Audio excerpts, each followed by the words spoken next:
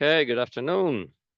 Let's continue with FET. Today we look at modes of operation, regions of operation, identifying them based on based on voltage and current values, similar to what we did for the BJTs. All right, so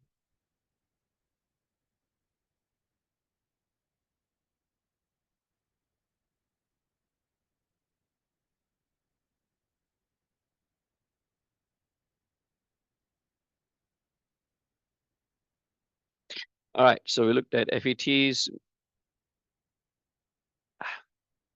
regions of operation, 3 regions of operation, and then we looked at the transconductance parameter. First, want to introduce the conductance parameter. Now, the transconductance parameter GM, ratio of delta ID over delta VDS, current to voltage, right? That's a process parameter, meaning you apply a voltage, you obtain some current. And so depending on the applied voltage, the current would change, right? So it's a process parameter. There is something known as a conductance parameter, noted by K, given by the equation W over L mu COX over 2. This is a design parameter. No voltage, no current in here. It's a design parameter.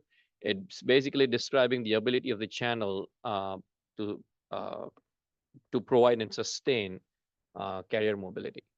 Okay, meaning channel is created, permits electrons to flow through or holes to flow through. So it's a channel modulation parameter. Units are amps over volts square. W stands for the cross-sectional width of the channel. Bring it up. And then let's see. L is the length of the channel. Mu is the carrier mobility, which we have seen before. And COX. OX is the entire subscript. This is actually OX subscript for oxide. Okay, so it's the gate oxide capacitance.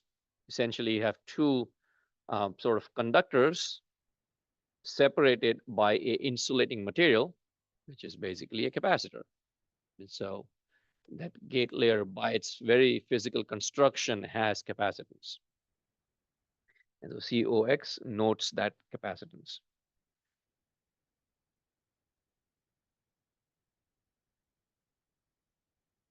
And so here would be the channel width, or sorry, length.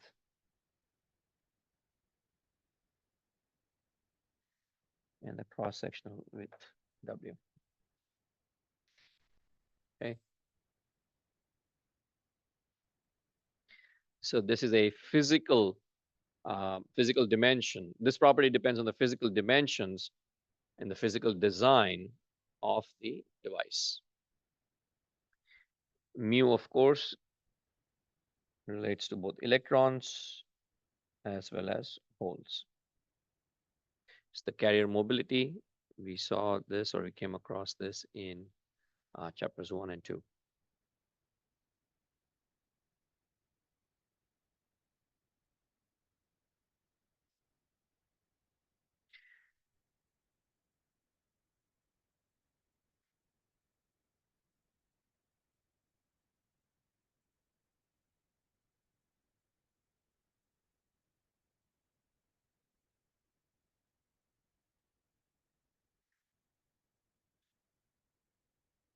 All right.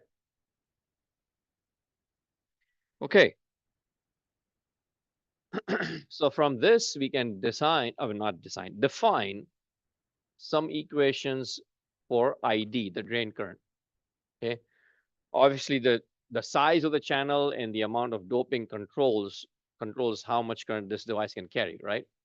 So based on this physical design, we can define equations for the drain current. For many different use cases, there could be many different equations, but we are only going to look at 3. There are a couple of other approximations in the book.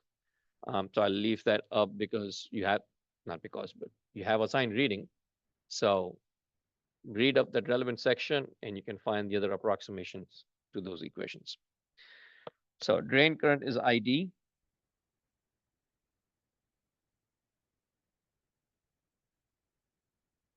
drain current ID.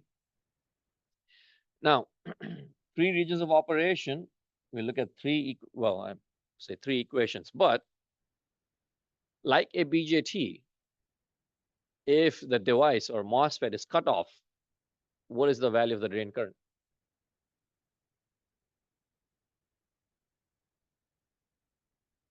Zero. So device is cut off, right? It's cut off state, current is zero. So the first region of operation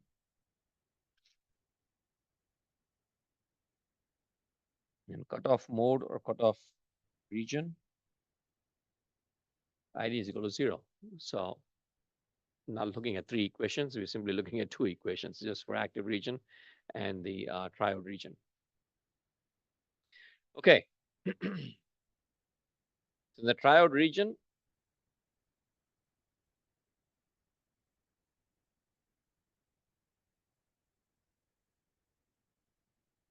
we have VGS greater than the threshold voltage, right? Greater than the threshold voltage.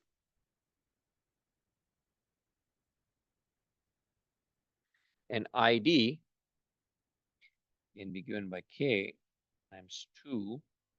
Oh, I should have done this. 2 OV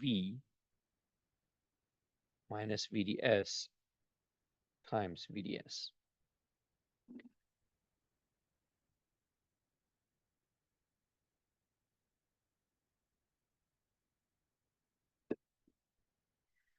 Where VOV stands for the overdrive voltage. Absolutely. Anyone else read the book? Is that where you got it from, or was it just a guess? Okay. So the gate overdrive voltage, which we define in the notes as delta VGS. So let me just go back to that slide. Gate overdrive voltage. This is the voltage that is applied to the gate in excess of the required threshold voltage, right? So in the book, it is referred to as VOV. VOV. So I just wanted to point that out. And this happens all the time. So if you read, you may have encountered this in the past in some of your previous classes. If you read like 3 or 4 different authors, they may all use different notations to refer to the same quantity, which is a little bit maddening and frustrating. But everybody wants to put their own stamp, right, on their field or in their field. So overdrive voltage VOE. All right, saturation region. This is the triode or the linear region. Then we have the active or saturation region.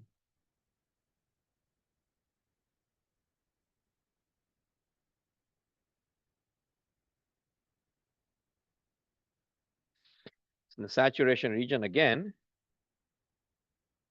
VGS must be greater than the VTN, and drain current ID can be approximated as K times VOV square.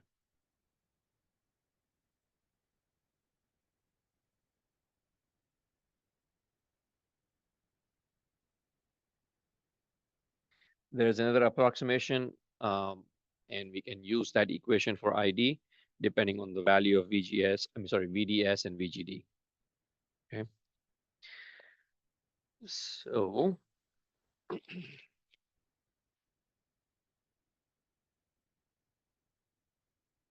these are the two primary equations. Okay. All right, let's look at an example where we need to determine the operating mode of a MOSFET. Similar approach to what we used for a BJT, where for a BJT, we would first take a look at whether the emitter diode is on or off. If it's off, then it's cut off. Device has no other no other pathway to operate, right? And then if it's on, then you can say BJT is either in active mode or saturation mode. So in the MOSFET, the first thing we'll check is whether the gate voltage, the applied gate voltage, is larger than the threshold voltage. If it's not greater than the threshold voltage, there is no channel. If the channel is not established, no current can flow through. So current is equal to 0. No matter what we apply for VDS, if VGS is less than threshold, results in ID equal to 0, meaning the device is cut off. So in this instance, I mean, sorry, not this instance, in this example, we are given, oh, just a second. Okay, in this example, we are asked to determine the operating mode, and we are given threshold voltage VTN as 2 volts. K, the parameter is 18 milliamps per volt square.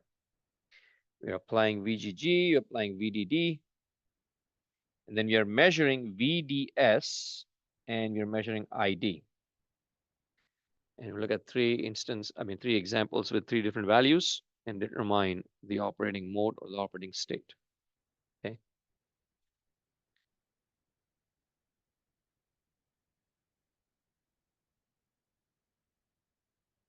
All right.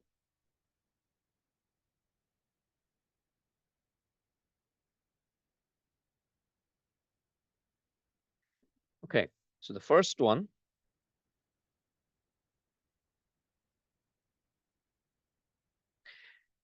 should not even bothering giving anything else, because VGG is 1 volt, VDD is 10 volts, VDS is 10 volts, and ID is 0 milliamp. And RD, drain resistance, is 100 ohms. We do not even need anything. We just need one of those values, and from that value, we can determine what the mode is. What do you think it is? ID what? No, what operating mode do we think? Is it saturation? Is it linear? Is it cutoff? It's cutoff because ID is 0 and VGG is less than the threshold voltage of 2 volts. So the applied VGG is less than the threshold voltage. Remember, like a BJT, there is a base current that goes in. FET essentially does not have any current flowing in because it's separated by an oxide layer. So we simply apply a voltage. That voltage is going to pull the carriers through, but it is stopped by the oxide layer. So VGG is less than the threshold voltage, device is off, ID is equal to 0, device is in cutoff.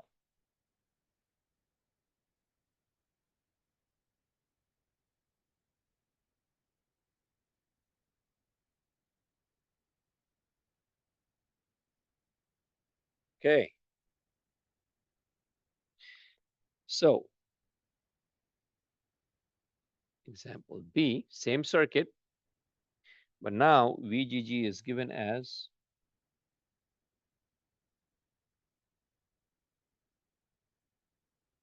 4 volts, VDD is 10 volts, measured VDS is 2.8, measured ID is 72 milliamps.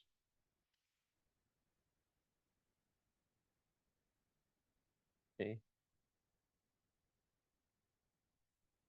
RD is given to us as 100 ohms.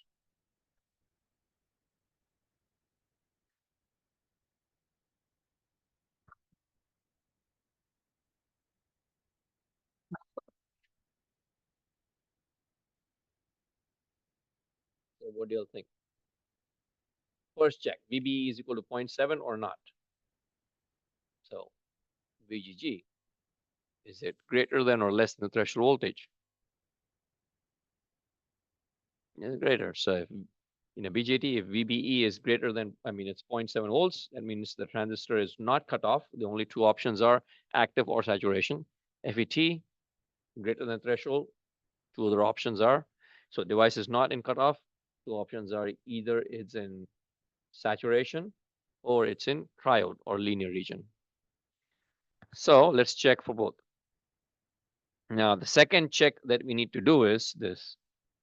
Let's first write down VGS is equal to 4 volts, which is greater than the threshold voltage. Therefore, device is not in cutoff.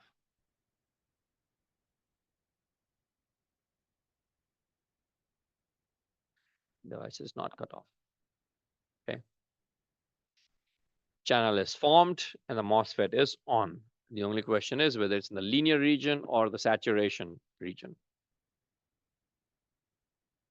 Well, to do that, we look at what is happening at the drain.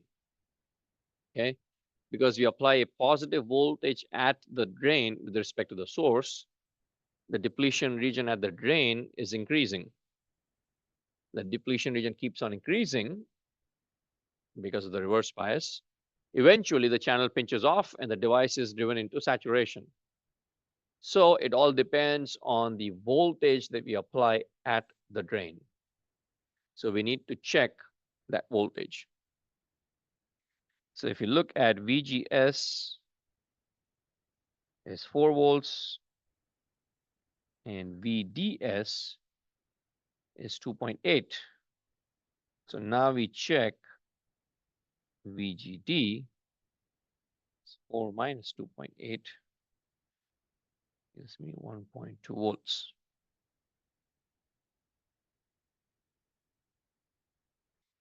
And then we compare this gate drain voltage to the threshold voltage.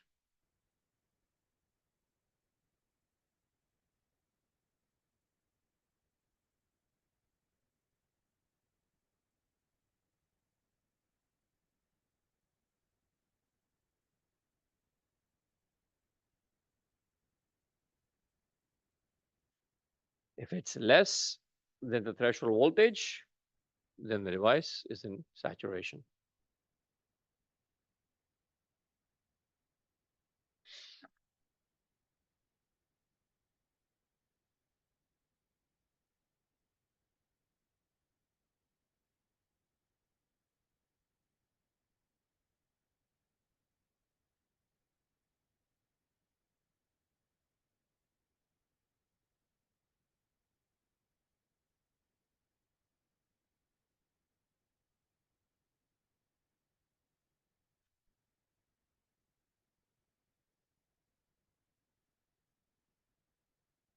And then we have the related equations on the slide for the gate overdrive.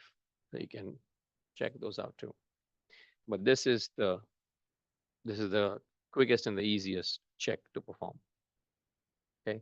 First is whether the gate voltage is larger than threshold. If it is, then the channel is established, meaning it's either in saturation or it's in linear region. Next check is to see the gate drain voltage VGD. If it's less than the threshold voltage, it's in saturation. If it's larger than, then it's in linear or the triode region. Again, remember, for a MOSFET, linear and active are separate regions. Linear is the triode region and active is the saturation region for a MOSFET. In a BJT, active and saturation are different. Okay, so this is in saturation. How about the third one? Well, actually, before we get to the third one, let's look at the drain current ID. Okay, if you look at the drain current ID, we can determine what the drain current is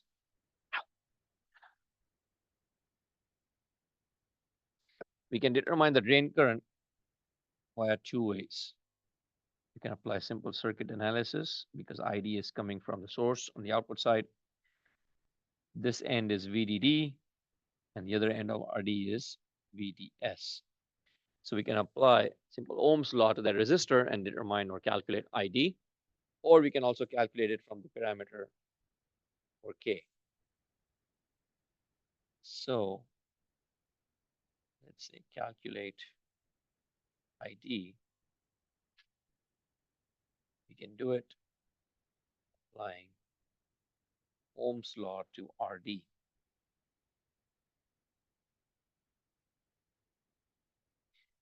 VDD minus VDS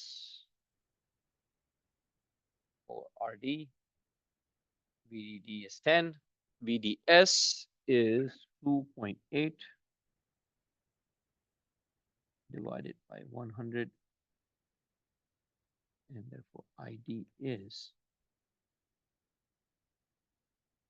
0.072 amps, which is 72 milliamps.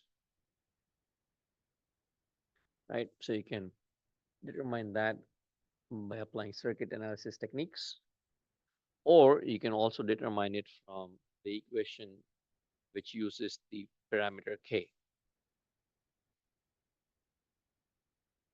That one is given by ID. So this was an approximation. VGS minus VTN, which is the overdrive voltage. K is 18 milliamps times 4 minus 2. And therefore ID is, again, 0.072 amps. Okay. Now again, this equation is only valid under certain conditions, right? Every different region has different equations. But if you look at the equation, the drain current ID is a function of the designed channel, which is represented by K. And then of course the applied voltage, the overdrive voltage that is being applied, right? So if you apply more or higher voltage at the gate, we saw those sets of data curves that kept on increasing in value.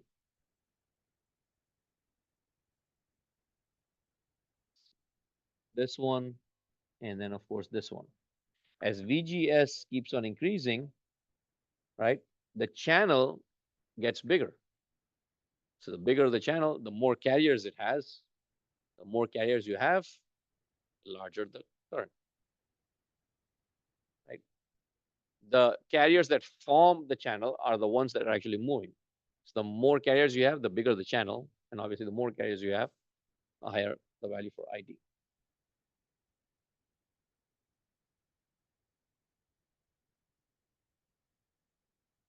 And so again, we can see drain current is function of K as well as the applied VGS. And obviously, real life never works as well as what we do with simple calculations. This is straightforward, does not take into account a lot of other parameters, environmental conditions. So it's just taking into account like 2 voltages. All right. 3 VGG is 3 volts. VDD is 10 volts. This you can solve by yourself. Tell me what the answer is.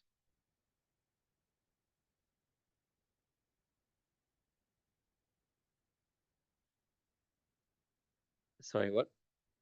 Well, let's take a look. VGG is 3 volts. So VGS is 3 volts. It's greater than the threshold voltage of 2 volts, meaning it's not in cutoff. It's either in triode or in saturation. For saturation, we need to calculate VGD and determine and compare it to the threshold voltage. So calculators out and let me know what you determine. Take it the same step-by-step approach that we did in problem 2 or example 2 above.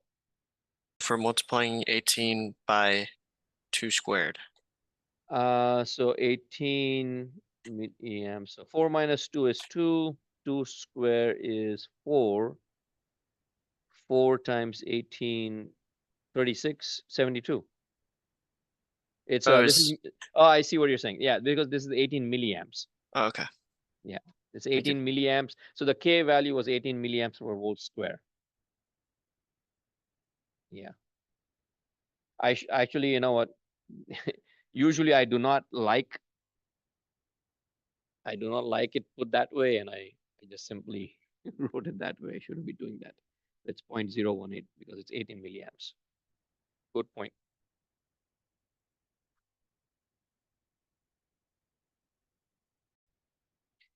Okay, so here VGS is equal to 3 volts, which is larger than threshold voltage, therefore not cut off, right? Leaves only saturation or triode mode.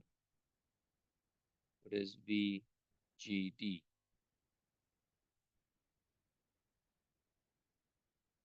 Anyone?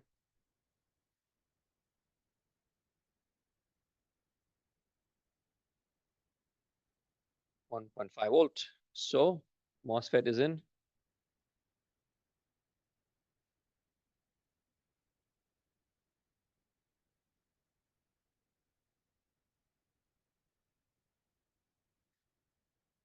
That's it. Saturation. A similar case, but we can apply, let's say we apply VGG as 5, 6, 7 volts, let's say, and answer would change accordingly.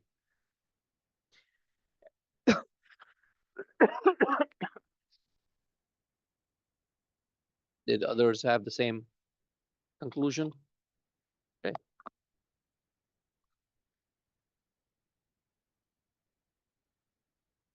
All right. So now let's see. What is ID? Same equation. Anyone calculate ID?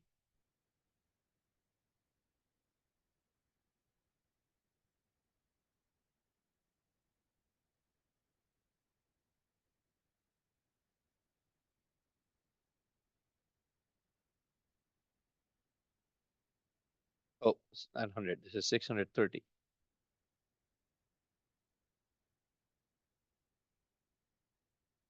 Anyone? Sorry, what? Oh, okay. Uh, it should work, but I think there's going to be a little bit difference.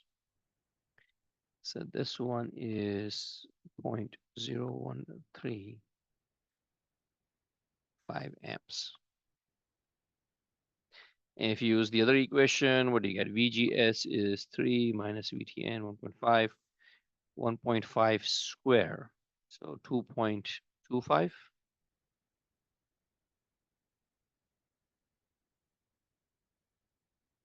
Oh, 2, yes. So 3 minus 1. So 1 square. So yeah, 18. So, yep, discrepancy this time.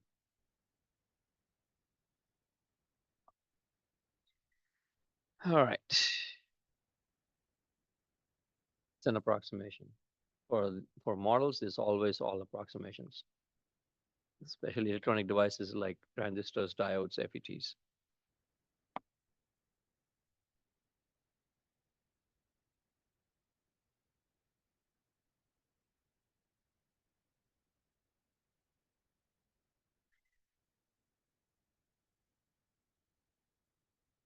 Okay. So just want to talk a bit about P-channel MOS.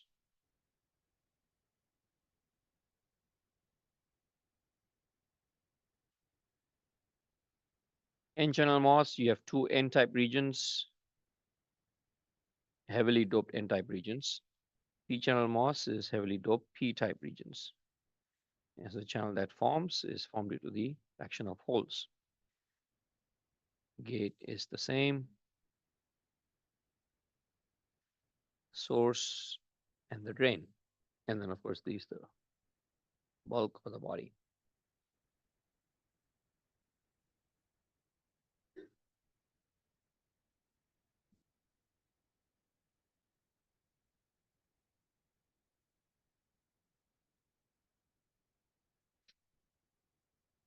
All right, N-channel MOS, we refer to VGS. In a P-channel MOS,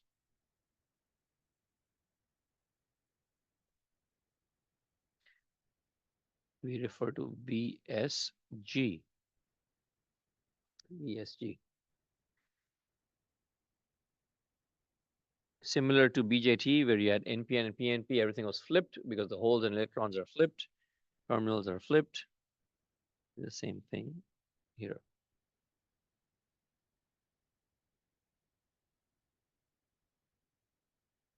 Okay.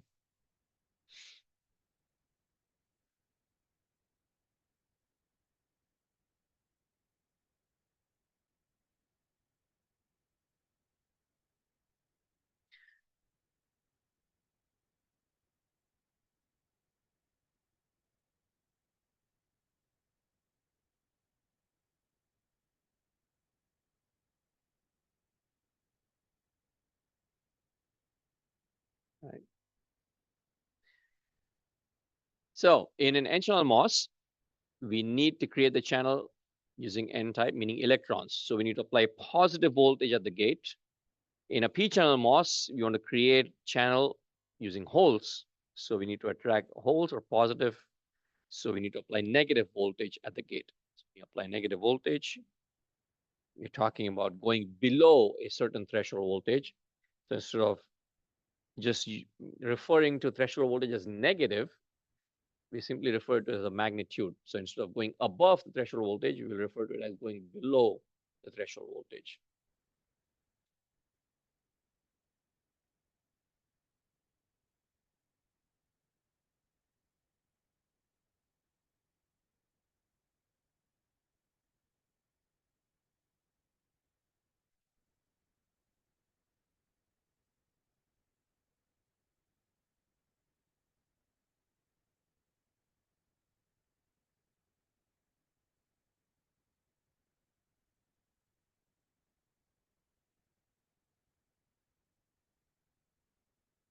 And that's it. We refer to it by its magnitude. Okay.